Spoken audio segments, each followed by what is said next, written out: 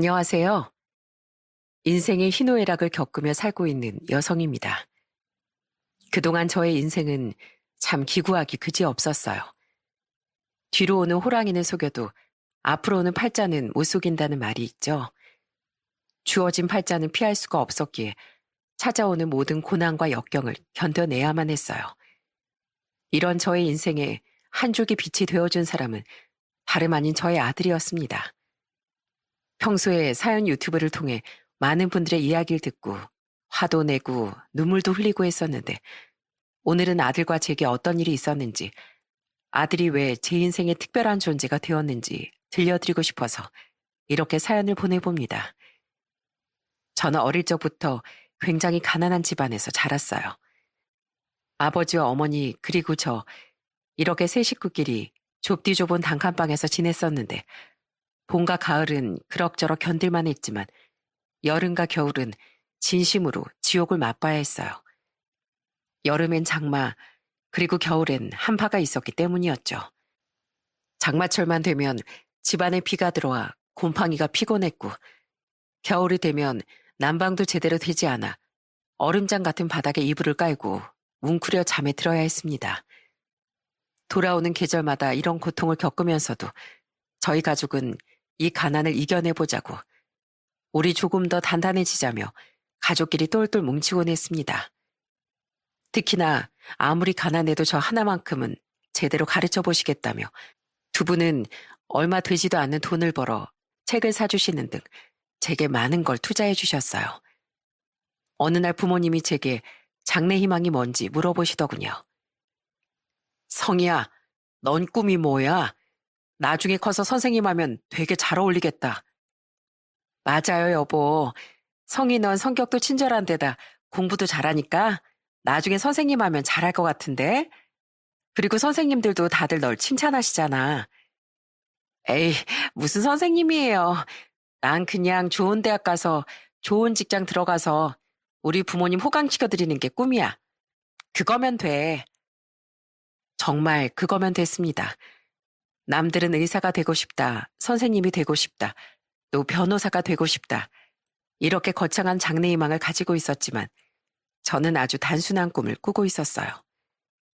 어른이 되어 좋은 대학을 들어가고 직장에 들어가 돈을 벌어 가난한 환경에서 고생만 하신 부모님을 호강시켜 드리는 거. 우리 가족을 지독히도 잡아먹었던 가난에서 조금이나마 벗어나는 거, 행복해지는 거, 그게 저의 꿈이었어요. 그렇게 남들보다 몇 배는 더 열심히 공부한 끝에 저는 고등학교를 무사히 졸업한 후 대학에 입학할 수 있었습니다. 저희 부모님은 저의 대학 합격 소식을 들으시고는 무척이나 기뻐하셨어요. 부모님께선 배우고 싶어도 집안 환경으로 인해 배움을 더 이어나갈 수 없었기에 열심히 공부해서 원하는 대학에 들어간 절 굉장히 대견해 하셨죠. 그렇게 밤낮으로 공부를 열심히 하더니 결국엔 대학에 들어가고 우린 부모가 돼서 너한테 아무것도 해준 게 없는데 우리 딸 너무 기특해. 어머니 아버지께서 그러셨잖아요. 무슨 일이 있어도 배움은 끝까지 마무리를 지어야 한다고. 그래야 나중에 손가락질을 받지 않고 살 수 있다고요. 그 말을 듣고 깨달았어요. 내가 열심히 해야겠다. 그래서 나중에 꼭 성공해서 우리 가족을 행복하게 만들어줘야겠다. 제가 이렇게 학교를 졸업하고 대학까지 갈 수 있었던 건 다 두 분 덕분이에요. 어머니, 아버지, 정말 감사드려요. 제가 앞으로 더 열심히 해서 우리 가족 더 행복해질 수 있게끔 노력할게요. 그렇게 저는 대학에 들어가서 공부를 하고 친구들과 어울리기도 하면서 의미 있는 시간을 보냈습니다. 대학을 졸업하고 나선 부모님이 원하는 선생님은 되지 못했지만 곧바로 한 회사의 사무직원으로 입사를 하게 되었어요. 직원들끼리의 사이도 좋았고 임금 체불이며 노동법 위반이며 뭐며 각종 잡음이 만연하던 시기, 저희 회사만큼은 그런 것들이 없었습니다. 첫 직장이었고 서투른 거 투성이었지만 모르는 게 있거나 실수한 게 있으면 바로 잡아주시려고 하셨기에 점차 회사 생활에 적응을 해나갈 수 있었어요. 그리고 입사를 한 지 3년이 지난 후 저희 가족은 지긋지긋했던 단칸방을 벗어나 빌라로 이사를 갈 수 있었어요. 저희 가족의 희로애락이 모두 묻어있는 곰팡이 잔뜩 핀 단칸방을 벗어나 새 집으로 이사를 가니 참 감회가 새롭더라고요. 부모님께선 이전에 살던 곳보다 훨씬 넓어진 새 집을 보며 이렇게 말씀하셨습니다. 이게 다 우리 성희 덕분이야. 고마워, 딸. 성희 너도 친구들이랑 어울려 놀고 싶은 날도 있었을 거고 맛있는 것도 막 사 먹고 예쁜 옷도 사 입고 싶었을 텐데. 제 성격 알잖아요. 노는 거 별로 안 좋아하고 예쁜 거에도 크게 관심 없고 그래서 이렇게 단칸방 벗어나서 이사도 올 수 있었던 거예요. 동네 사람들한테 막 소리치고 싶네. 동네 사람들 잘 키운 딸 하나 열아들 안 부럽소. 하고 말이야. 새로운 공간으로 왔으니 우리 가족 앞으로 훨씬 더 행복하게 잘 지낼 수 있을 거야. 앞으로도 지금처럼 우리 세 식구 끈끈하게 잘 지내보자. 그렇게 새 집으로 이사도 가고 회사에서도 적응을 하며 행복하게 잘 지내고 있을 무렵이었습니다. 저희 회사 과장님이 제게 남자 한 명을 소개받아 보지 않겠냐는 말씀을 하시는 거예요. 내가 아는 친구가 한 명 있는데 이 친구 직업이 정신과 의사거든. 사람이 무게가 딱 잡혀 있는 게 같은 남자가 보기에도 아주 괜찮은 사람이야. 성희 씨랑 나이도 비슷하고 둘이 만나면 잘 어울릴 것 같아서 물어보는 거야. 성희 씨, 지금 남자친구 없지? 없긴 한데 그분이 과연 절 만나 주실까요? 한번 만나봐. 성희 씨도 좋은 사람 만나서 시집갈 준비해야지. 의사라는 말에 솔직히 좀 많이 놀랐습니다.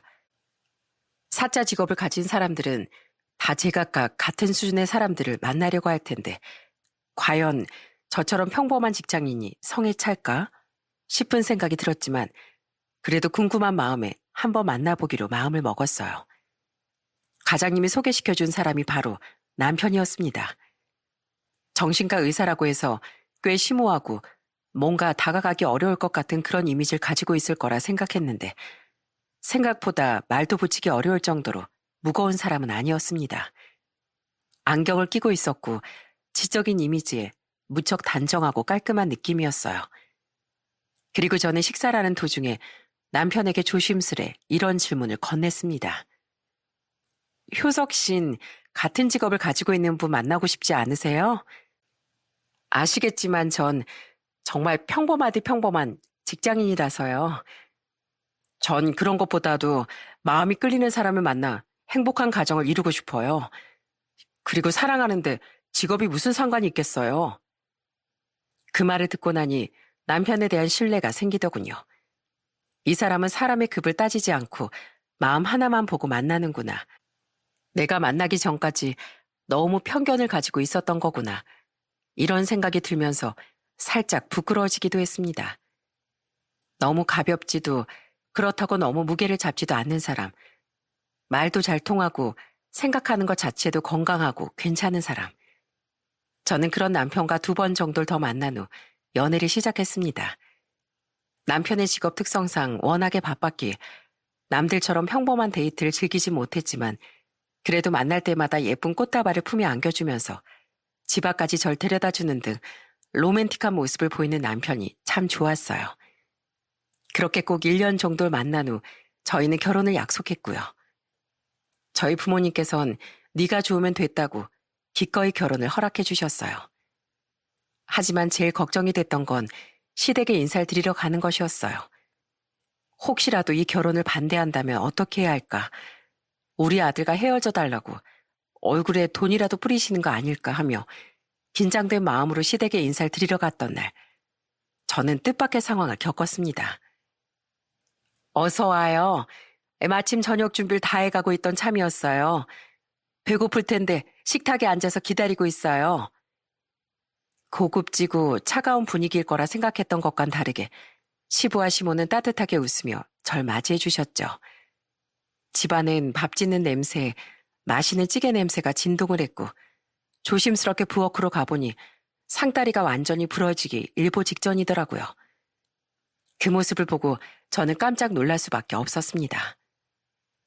이거 어머님이 혼자 준비 다 하신 거예요? 우리 둘이서 같이 했어요. 효석의 아빠도 요리를 좀 하는 편이거든. 음식이 입에 맞을지 모르겠는데 우선 한번 먹어봐요. 짜거나 싱거우면 말하고. 시모는 제게 이것도 먹어보고 저것도 먹어보라며 밥에 일일이 반찬도 올려줬습니다. 가족 이외에 이런 따뜻함은 또 처음이었던지라 낯설기도 했었고 생각했던 것과는 조금 달라서 신기하기도 했어요.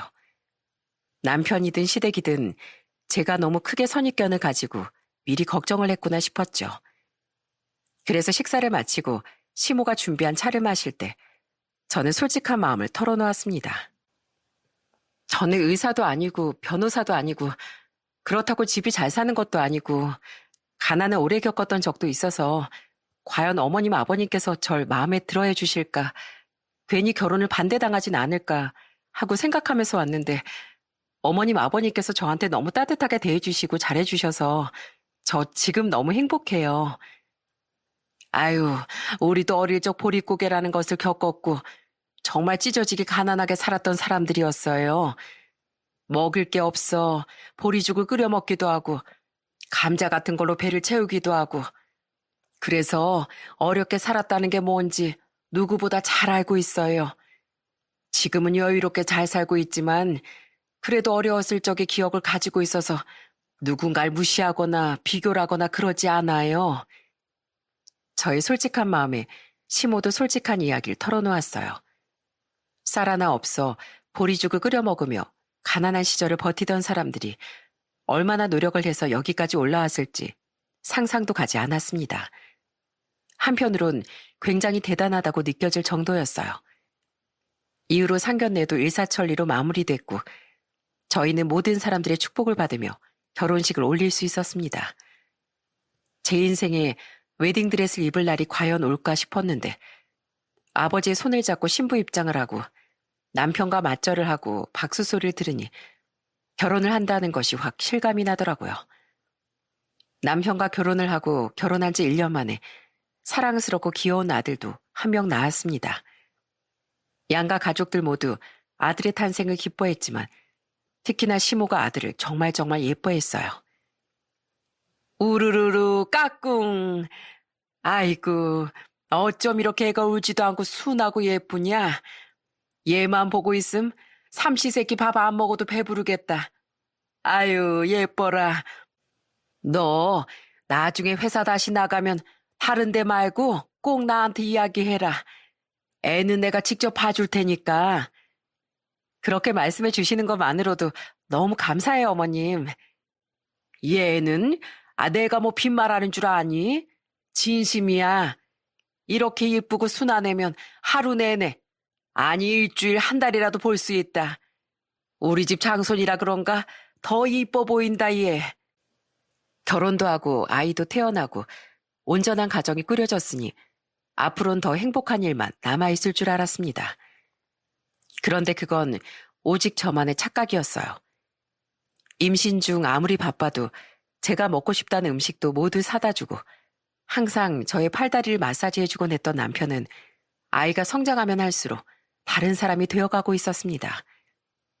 어느 날부턴간 갑자기 제 앞에서 환자들의 험담을 늘어놓는 거예요. 오늘 우리 병원으로 어떤 젊은 환자가 왔는데 자기가 자기 입으로 우울증인 것 같다는 거야. 그런데 당신 그거 알지? 자기 스스로 우울증이라고 말하는 사람들 중에 진짜로 우울증 걸린 사람들은 손에 꼽을 정도라는 거. 그래서 그냥 약 좀 처방해주고 치워버렸어. 상담이라도 좀 잘해주지 그랬어. 보니까 우울증 걸린 사람들은 이야기만 꾸준히 잘 들어주고 공감해줘도 조금은 나아진다던데. 그리고 그 사람이 엄살인지 진짜로 본인이 힘들어서 찾아온 건지 어떻게 알아. 여보, 나 정신과 의사야. 당신보다 그런 거 100배, 1000배는 더 잘 알아. 허구한 날 찾아오는 환자들 이야기 거르는 것도 없이 다 들어주면 그게 의사냐? 심리 상담사지.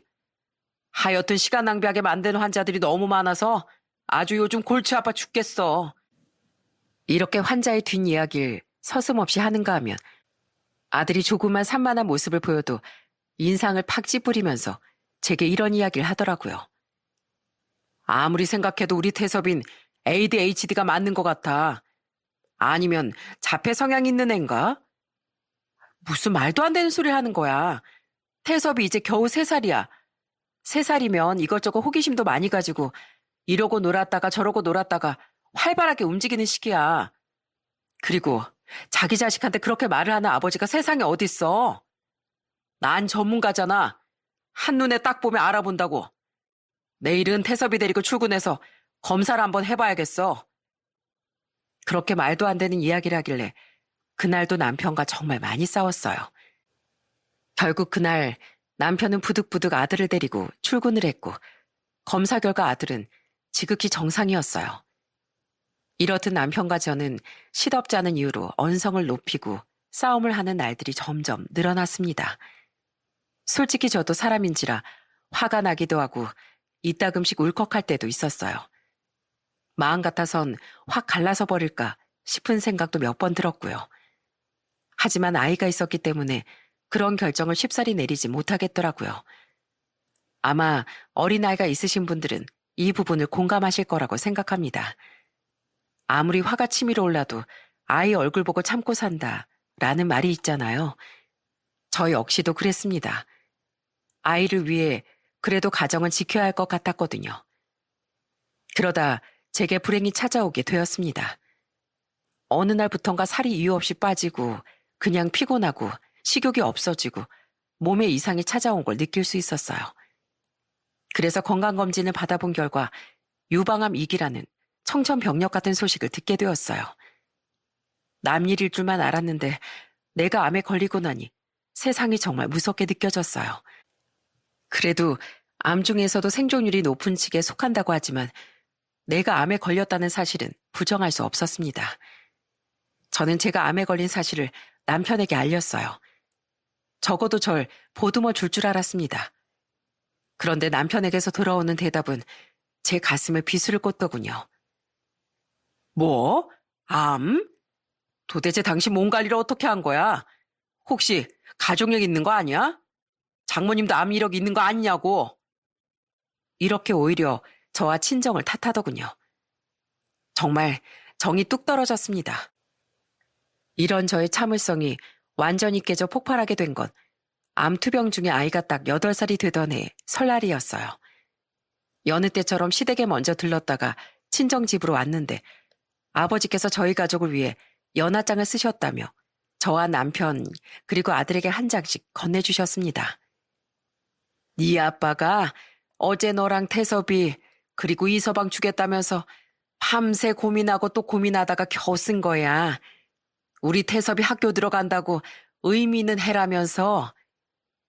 저희 아버지는 어린 시절 학업을 제대로 마치지 못하셨기에 글을 잘 쓰지는 못하셨습니다. 웃으며 연하장을 열었더니 그 안에는 삐뚤한 글씨와 서투른 문장으로 가득한 아버지의 마음이 쓰여 있었어요. 아들은 그걸 보고서 외할아버지 감사합니다 하고 배꼽 인사를 했고 저 또한 아버지의 정성과 마음이 확 와닿았기에 눈물이 나더라고요. 그런데 거기다 대고 남편이 뭐라고 했는 줄 아세요? 장인어른, 조만간 저희 병원에 한번 들려서 간단한 검사 한번 받아보시는 건 어떠세요? 아이 갑자기 웬 검사? 이거 보니까 문장도 하나도 맞는 게 없고 글자도 다 틀리시고 혹시 문제가 있는 건 아닌지 걱정이 되어서 말씀드리는 거예요. 비용은 걱정하지 마세요. 제가 장인어른한텐 돈 절대 안 받겠습니다. 혹시나 뇌의 문제라면 제가 큰 병원으로 연결시켜 드릴 수 있어요. 자네 장인 원래 글을 잘 못 써. 우리가 그때 말하지 않았나? 배움이 짧다고. 그래도 자식이랑 손자 그리고 사위 줄 거라고 애써서 적은 건데 뭐? 문제가 있는 건 아닌가 걱정이 된다고? 자네 정신과 의사잖아. 그러면 자네 장인이 정신에 이상이 생긴 것 같다고 생각하는 건가 지금?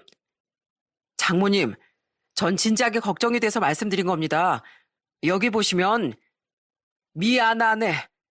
내가 배움이 짧은 사람이라 글을 그 모양 그 꼴로밖에 못 써서 당장 일이네 갖다 찢어버리게. 아버진 얼굴이 새빨개지신 채로 손에 들려있는 연하장을 뺏어다가 찢어버리신 다음 방으로 들어가셨고 어머니도 남편을 한껏 째려본 다음 아버지를 따라 방으로 들어갔습니다. 아이는 순식간에 벌어진 이 상황에 너무 놀라 울음을 터뜨렸고 남편은 자기가 뭘 잘못했는지도 모르겠다는 듯 절 바라보며 어리둥절한 표정을 짓고 있더라고요. 이제는 아이를 생각하더라도 더 이상 참을 수가 없었습니다.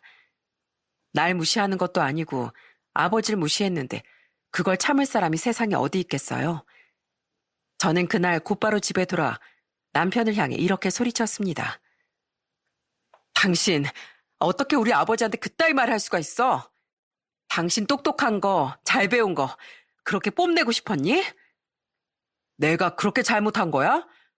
읽어보니까 맞춤법도 다 틀리고 제대로 읽지도 못할 수준이겠던데. 그럼 자연스럽게 정신에 이상이 있으신 건 아닐까 걱정 한번 해볼 수도 있는 거 아니야? 사이가 정신과 의사인데 그 정도 걱정도 못하냐? 당신이 진짜 아버지가 진심으로 걱정이 됐다면 가족끼리 다 같이 있을 때 대놓고 그렇게 이야기를 하는 게 아니라 어머니나 아버지께만 따로 가서 말씀을 드렸어야지.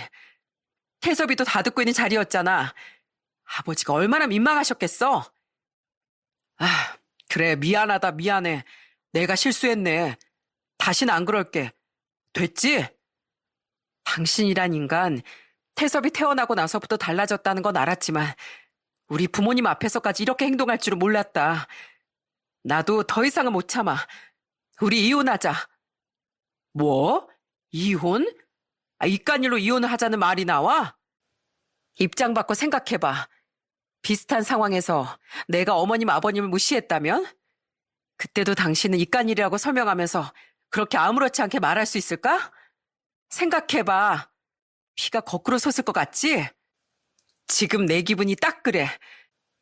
지금 눈앞에 있는 당신 뺨을 한 대 시원하게 올려붙이고 싶은 심정이라고. 우리 집에다가 말해봐. 이딴 일로 이혼을 하자고 하는 네가 정상인지 내가 정상인지. 그래, 알았어. 지금 내가 바로 전화해서 여쭤볼게. 됐지? 시댁에 물어보라는 남편의 태도에 저는 망설이지 않고 시댁에 전화를 걸었어요.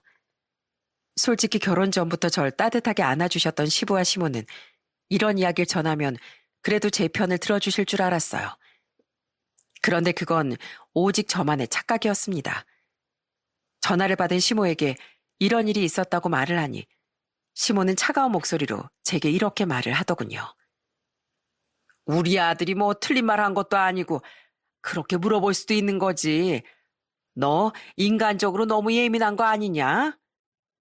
예민하다고요? 어머님, 제가 예민한 거예요? 반대로 제가 아버님께 그렇게 얘기했다면 어머님은 어떻게 말씀하시겠어요? 그때도 네가 예민한 거다 이렇게 말씀하실 수 있어요? 팔은 안으로 굽는다던데 그 말이 딱 맞는 것 같네요. 저는 적어도 어머님이라면 남편이 잘못했다고 말씀해 주실 줄 알았어요. 서로 대화로 잘 풀어나가면 될 일이지. 그걸 가지고 시댁에까지 전화를 해서 미주알 고주알 일러 바치는 게 맞다고 생각하니 넌? 너 그렇게 안 봤는데 상당히 어린애 같은 구석이 있구나. 네, 어머니 말씀대로 제가 어린애 같은 사람이 맞나 봐요. 그래서 저 이혼하려고요. 다른 사람도 아니고 저희 부모님을 무시한 사람이랑은 더 이상 한 집에서 같이 못 살아요. 이해해주기도 싫고요. 네 의견이 그렇다면 그렇게 해라. 우린 떠나간다는 사람 절대로 안 붙잡는다. 갈라설 거면 빨리 갈라서 하나도 안 무서우니까. 그리고 우리도 말은 안 했지만 암 환자 며느리는 두고 싶지 않다. 가족력이 얼마나 무서운 건데. 우리 손줄 위해서 오히려 그게 좋겠구나. 뭐라고요? 시댁은 남편 편을 들어줬습니다. 가재는 개 편이라더니 잠시나마 제 편을 들어줄 거라 생각했던 제가 너무 미련스럽게 느껴지더라고요. 그렇게 저희는 뒤도 돌아보지 않고 이혼을 결심했습니다. 그리고 이혼 서류를 쓰는데 갑자기 남편이 제게 아들은 두고 가라는 말을 하는 거예요. 제정신으로 하는 말이니? 내가 왜? 어머니께서 태섭이를 얼마나 예뻐하시는지 알잖아. 그리고 당신이 데리고 가봐. 큰 인물이 되긴커녕 그냥 나쁜 친구들하고 어울려서 인생이 망가질 게 뻔해. 니네 집은 네 부모님도 무식하고 가난하잖아. 내 아들은 내가 키울 거야. 최고로 좋은 학교 보내고 최고로 좋은 대우해줘서 의사로 키우든 판검사로 키울 거야. 솔직히 넌 그럴 능력이 안 되잖아. 네 아들을 위해서라면 내 아들의 미래를 위해서라면 우리 집안에서 훌륭하게 잘 키울 테니까 양육권은 나한테 넘겨. 그리고 당신은 암 환자잖아. 언제 다른 데로 전이도 될 수도 있고 병자보다 건강한 내가 키우는 게 낫지 않겠어? 그러니 현실을 직시해. 욕심 부리지 말고. 양육비는 어차피 우리가 넉넉하게 사니까 딱히 안 받아도 될 것 같고. 야! 그리고 이혼하면 더 이상 찾아오지 마. 네가 찾아오면 애만 혼란스러워 적응을 못하니까. 지금은 애가 어리니까 커버할 수 있지만 애가 더 크면 엄마 아빠 이혼했고 엄마가 없다는 사실에 학교 생활도 못할 수 있으니까. 오로지 애만 생각하란 말이야, 애만. 나중에 성인이 되면 그때 보던지 해. 그래, 우리 아들 말이 맞다. 우리 손준 내가 옥신각신 키울 테니 넌 새 인생 살도록 해라. 우리 귀한 손주 너한테는 못 보내겠구나. 양육비 뭐 이런 거 한 푼도 안 받을 테니 얼씬거리지도 마라. 만약에 네가 나타난다면 네 아들이 얼마나 상처를 받겠니? 내가 이렇게 부탁하마. 남편과 시모는 철저하게 아들과 제 사이를 갈라놓으려고 했습니다. 10달 동안 품어 4배 아파가며 낳은 내 아이를 내가 보지 못한다는 게 말이나 되나요? 솔직히 말이 안 된다고 생각했습니다. 하지만 앞으로 살아가는 동안 더 이상 남편 그리고 시댁 식구들과는 엮이고 싶지 않은 마음에, 그리고 시댁 식구들이 아들을 얼마나 끔찍하게 생각하는지 알았기에 오직 하나, 아들의 행복을 위해 저는 모든 걸 포기해야 했습니다. 제가 조금 불행해져도 힘들더라도 아들만 행복하다면 그걸로 됐다고 생각했어요. 친정에선 이서방이 그렇게 생각 없고 지 잘난 맛에 살면서 막말을 아무렇지 않게 내뱉는 인간일 줄은 상상도 못했다며 잘 선택했다고 말씀해 주셨어요. 하나밖에 없는 딸인데 괜히 이혼해서 불효를 하는 건 아닐까 걱정했지만 그런 걱정은 꿈에도 하지 말라고 하시더군요. 저희는 지긋지긋한 결혼 생활을 끝내고 비로소 남이 될 수 있었습니다. 정말 남편과 남이 되던 날, 남편의 손을 잡고 있던 아들은 울음을 터뜨리며 제게 달려와 저의 다리를 잡고 울며 이렇게 말했습니다. 엄마, 나 엄마 따라갈래요. 엄마랑 같이 살고 싶어요. 엄마, 절 두고 가지 말아주세요. 저 데리고 가주세요. 엄마, 엄마. 그 모습을 보고 마음이 정말 갈기갈기 찢어져 나가는 듯한 고통이 느껴졌습니다. 제 다리를 붙들고 우는 아들을 떼어내어 남편이 안고 멀어져 가는 동안에도 엄마, 엄마 하며 손을 뻗는데 너무나 눈물이 나더라고요. 한 해, 2해 지나는 동안 저는 단 한 번도 아들을 잊어본 적이 없었어요. 그저 멀리서 아들의 모습을 바라볼 뿐이었어요. 그래서 항상 전 아들이 입학한 학교 앞에서 아들이 나오기만을 기다리고 있다가 먼 발치에서 시모의 손을 잡고 하교하는 아들의 뒷모습만 바라보고 한참을 울면서 그리움을 겨우 달래곤 했어요. 잘 지내고 있구나, 우리 태섭이. 다행이다. 정말 다행이야. 그래도 안심했던 게 하나 있다면 바로 시모가 아들을 잘 챙겨주는 것 같다는 것이었어요. 어두울까 걱정했던 아이의 표정도 밝았기에 그나마 마음이 놓이더군요. 아들이 보고 싶을 때마다 그런 식으로 그리움을 해소했고 저는 저대로 이혼의 아픔을 극복하면서 살았어요. 하지만 저의 불행은 계속됐습니다. 유방암을 극복했다고 생각했는데 유방암이 재발되고 만 거였어요. 너무나 고통스러웠습니다. 더 이상 숨어서도 아들 보는 게 힘들 정도였으니까요. 하루하루 눈물을 흘리며 기도하고 또 기도했습니다. 제발 우리 아들 이애미 닮지 말고 건강하게 자라달라고요. 그렇게 전 점점 나약해지고 모든 걸 포기하고 싶었어요. 하지만 하늘에선 절 포기하지 않았는지 또 암을 극복해낼 수 있었습니다. 죽다가 살아난 기분이 드니 아들이 무척이나 보고 싶더군요. 그래서 전 건강을 회복하고 용기를 내서 아들을 찾아가 보기로 했습니다. 그토록 그리웠던 얼굴 마지막이라도 한번 보고 싶었거든요. 그런데 전 시댁에 갔더니 모르는 여자가 안방을 차지하고 있었어요. 전 남편이 이혼을 하고 재혼을 한 거였습니다. 재혼한 여자와 제 아들이 저 멀리서 다정하게 걸어오는 모습을 보고 전 그 자리에서 주저앉고 말았어요. 도저히 다가가기 힘들었습니다. 그 여자가 사준 아이스크림을 먹고 시댁에 가는 아들을 보니 이젠 더 이상 내가 없어도 되겠구나 라는 생각이 들더군요. 전 남편과 시모 말처럼 나만 없어지면 우리 아들은 행복해지겠구나 하는 생각이 들었고요. 그렇게 전 그날로 오열을 하며 아들을 가슴속에 묻어두기로 했습니다. 그 이후 다행히 전 암 완치 판정을 받았어요. 그동안 참 길고도 외로운 싸움이었습니다. 시간은 참 빠르게 지나가더군요. 저는 다니던 직장을 그만두고 작은 꽃집을 차려서 새로운 인생을 살아갔어요.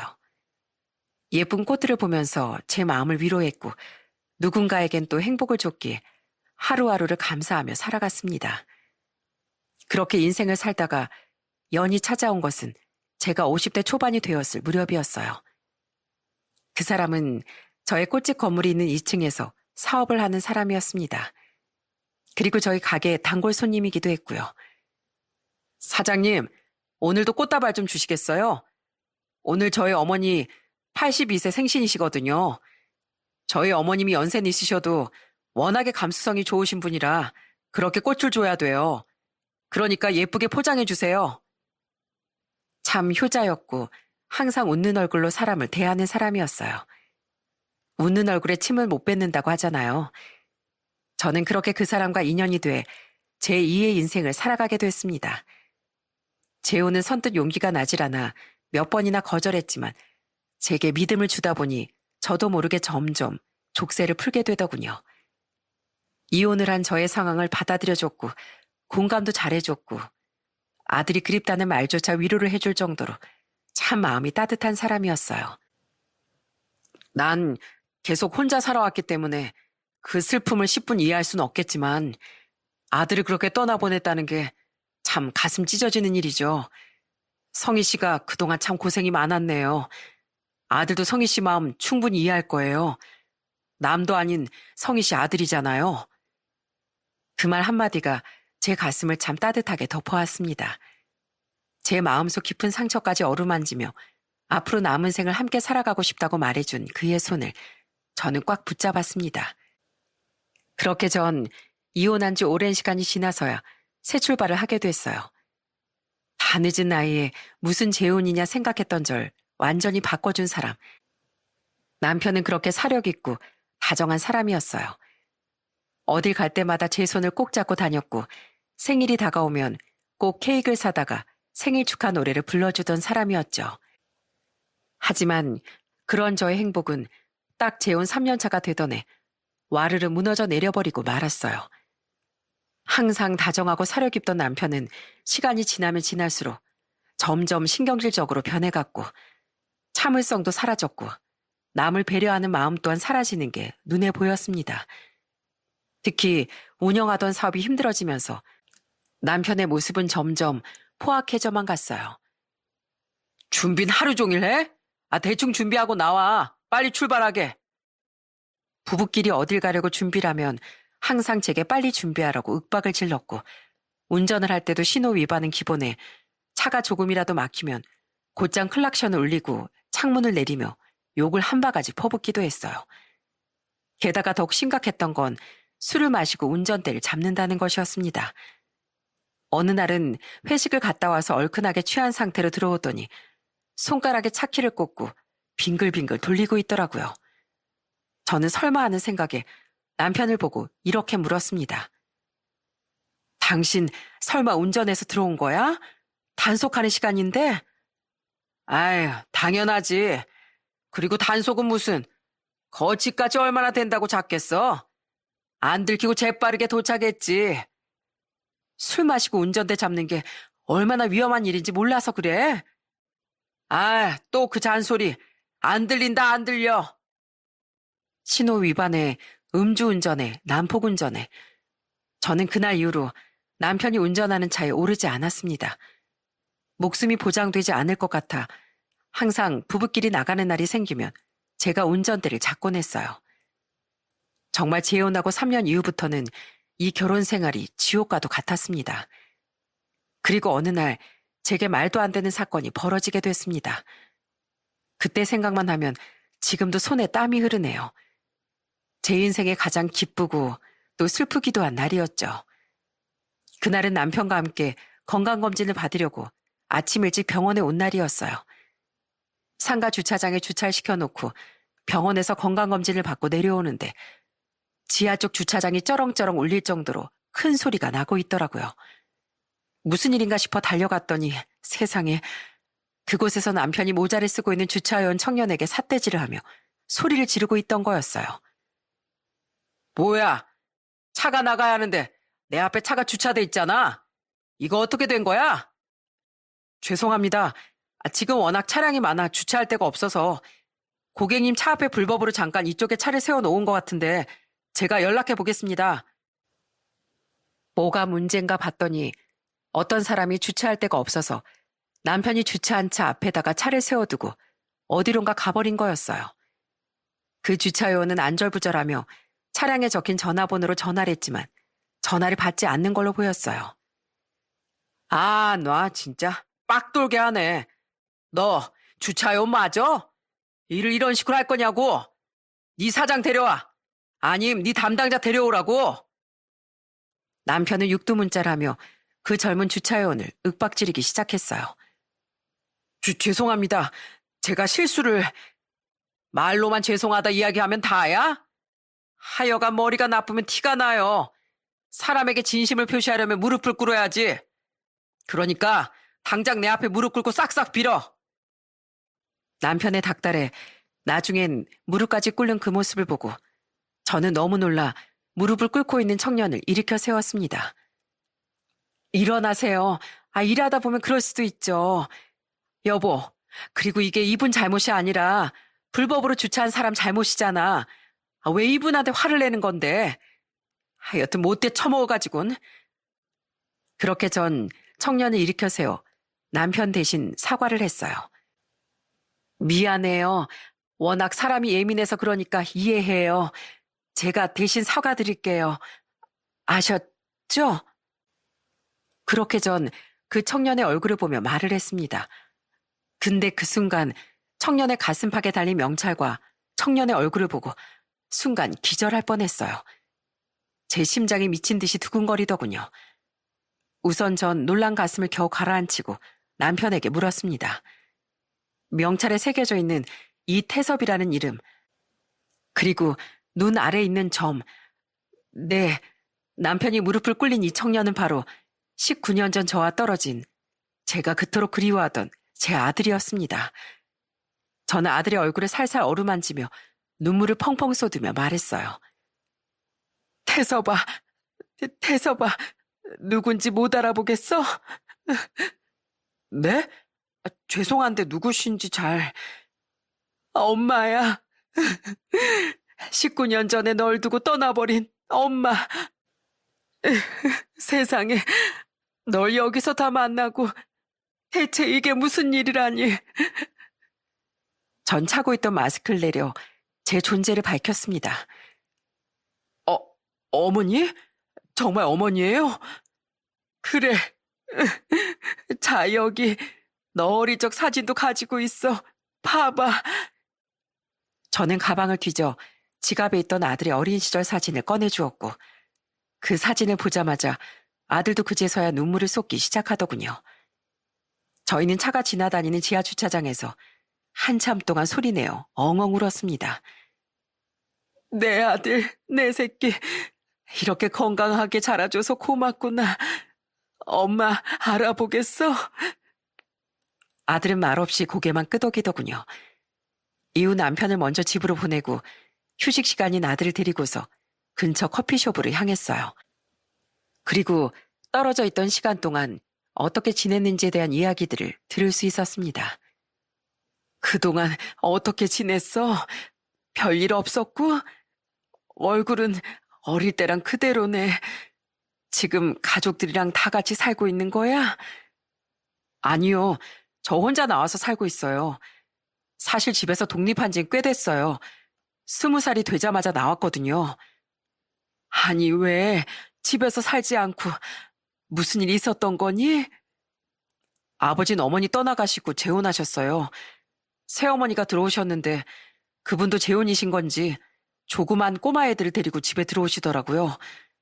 처음엔 웃는 낯으로 대해주셨고 잘해주셨는데 크면 클수록 저한테 눈치를 주시기 시작했어요. 널 챙겨주는 사람은 없었어? 할머니, 할아버진. 할머닌 제가 중학교 2학년이 되던 해 돌아가셨고 할아버진 고등학교 1학년 때 돌아가셨어요.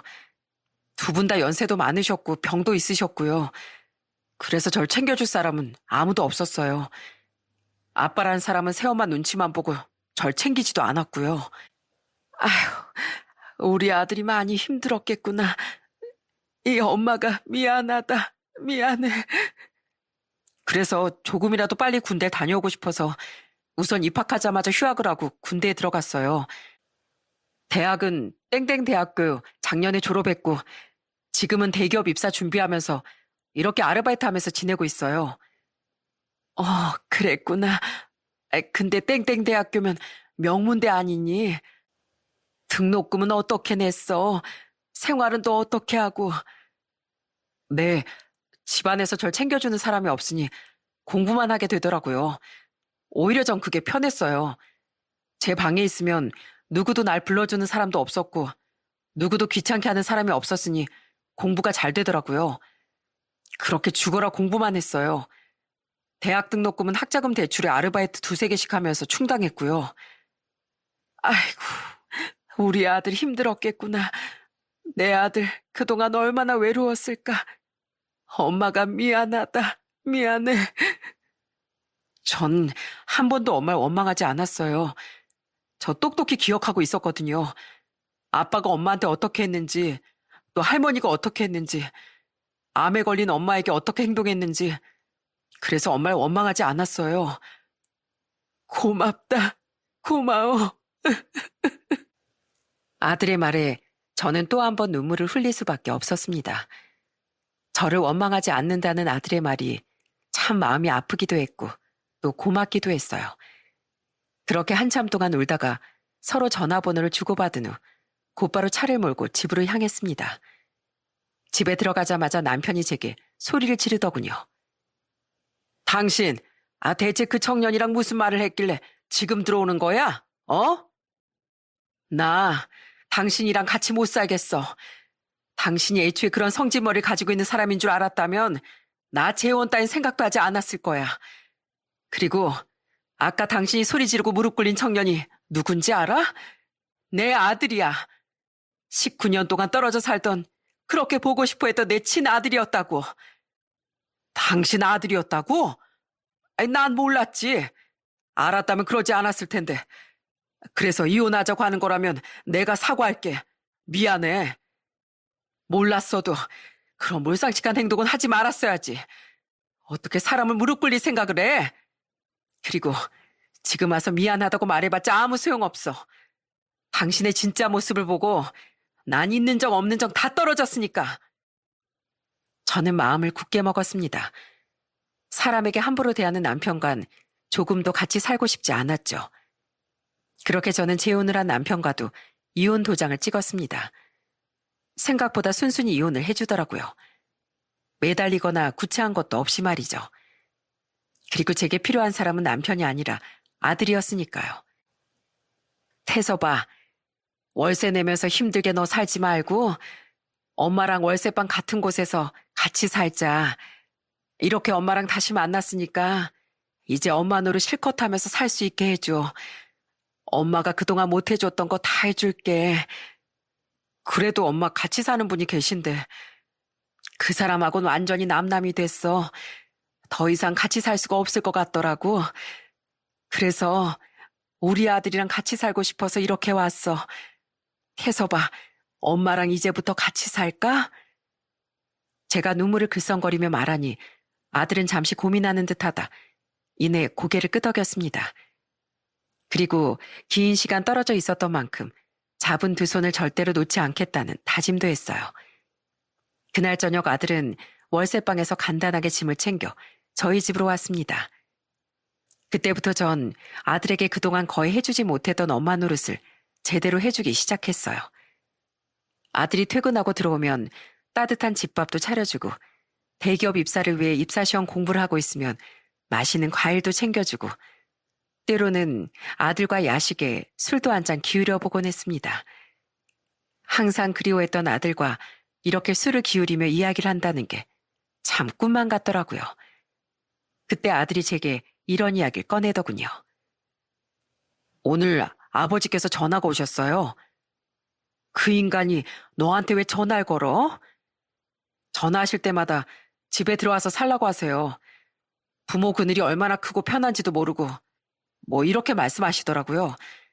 정작 같이 살 땐 챙겨주지도 않았으면서요. 그때였습니다. 호랑이도 제 말하면 온다고 저랑 같이 있는데 전 남편 놈이 아들에게 또 전화가 오더라고요. 그래서 저는 아들의 손에 있는 휴대폰을 가지고 가서 대신 전화를 받았죠. 여보세요? 누구세요? 참, 누구세요? 당신 천처되는 사람이다. 왜? 아니, 당신이 왜 태섭이 전화를 받아? 아니, 그보다도 어떻게 둘이 같이 있어? 설마 당신이 태섭이한테 집 나오라고 꼬드긴 거야? 그런 거지? 맞지? 내가 꼬드기긴 뭘 꼬드겨.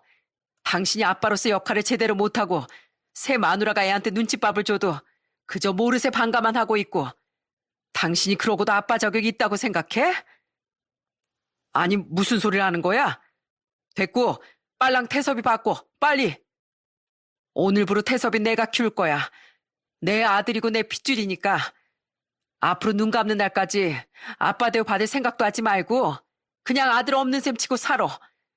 그리고 앞으로 한 번만 더 태섭이한테 연락해서 헛소리하기만 해봐. 내가 당신 사는 집 찾아가서 다 뒤집어 엎어버릴 줄 알아.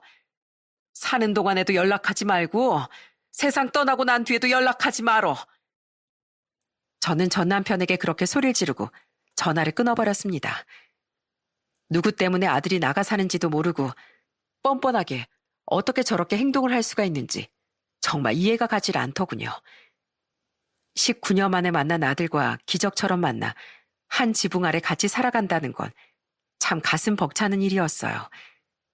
저는 아들과 함께 차를 타고 처음으로 국내 여행도 가보고 어색하지만 둘이서 휴대폰으로 같이 포즈를 취하며 사진도 찍어보고 젊은 친구들이 많이 찍는 네컷 사진이라는 것도 아들과 함께 가서 처음 찍어보았답니다. 아들은 어색한 제 표정이 그저 웃긴지 사진을 보고 눈물까지 찔끔 흘리면서 깔깔거리곤 했어요. 어머니, 너무 어색하신 거 아니에요?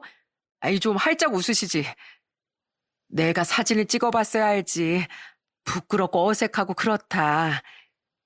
어머니, 저랑 앞으로도 자주 같이 찍으러 와요. 이거 말고도 사진 많이 찍고 놀러도 많이 다니고 추억도 우리 많이 쌓아요. 19년 동안 못했던 거 이제 실컷 해요, 저희. 이후 아들은 그렇게 들어가고 싶어 했던 대기업에 합격해 지금은 아르바이트생이 아닌 번듯한 직장인이 됐습니다. 저희 아들에게 폐악질을 부리고 무릎을 꿇린 인간은 이따금씩 술을 먹고 해롱거리며 전화가 오는 바람에 아예 전화번호를 바꿔버렸고 아버지라고 불릴 자격도 없는 인간은 여전히 연락 한 통 없이 쥐죽은 듯 살고 있습니다. 그렇게 운명처럼 아들을 만난 후 5년이라는 시간이 지난 지금 32살이 된 아들은 결혼할 여자를 집에 데리고 와 제게 소개를 시켜줬습니다. 무척이나 단아한 데다 성품도 고운 아가씨라 생각할 것도 없이 바로 결혼을 허락해줬어요. 며느리를 소개시켜준 이후 아들이 제게 그러더군요. 이렇게 어머니께 결혼할 사람 소개도 해드리고 저 지금 너무 행복해요, 어머니. 저 앞으로 쭉 어머니께 효도하면서 살 거예요. 제 결혼 상대 1순위는 어머님을 모시고 살 수 있는 여자분이었어요. 아내도 어머님이 너무 좋다고 평생 모시고 살고 싶다고 하니까 이젠 제 손 놓지 마세요. 아니, 제가 어머니 손을 절대 놓지 않을 거예요. 우리 그동안 많이 떨어져 있었잖아요. 그래, 태섭아. 엄마도 네 손을 이렇게 다시 잡은 만큼 잡은 손 절대로 놓지 않고 살아갈 거야. 앞으로는 절대로 혼자 외롭지 않도록 무슨 일이 있어도 네 옆에 있어줄 거야. 그동안 전 너무 저만 생각하고 살아왔던 것 같다는 생각이 들었어요. 그렇게 살아왔던 지난날의 과거를 반성하고 아들과 며느리를 가장 최우선으로 생각하면서 제 옆에 있는 많은 사람들도 생각하며 그렇게 살아가고 있어요. 아들과 며느린 결혼 후 분가하지 않고 저희 집에서 함께 살게 됐습니다. 최근에는 저와 며느리 그리고 아들 이렇게 해서 새로운 가족 사진까지 촬영을 하고 왔답니다. 어머님, 팔짱 껴도 되죠? 너무 아들만 예뻐하지 마시고 이 며느리도 좀 예뻐해 주세요. 저 가끔 질투난단 말이에요. 뭐? 아, 질투를 했었어? 알았다, 알았어. 난 우리 며느리도 최고다, 최고. 사랑한다, 며느라. 우연한 기회로 19년 만에 다시 만나게 된 아들과 소중한 인연으로 만나 가족이 된 며느리. 저희는 앞으로도 쭉 더한 행복을 찾아서 손을 잡고 나아가 보려고 합니다. 여러분, 저희 가족을 위해 따뜻한 응원을 부탁드려요. 이 사연을 시청하신 모든 분들도 여러분의 가정에 행복만 있길 기원해 봅니다. 제 사연은 여기까지입니다. 끝까지 들어주셔서 정말 감사드립니다.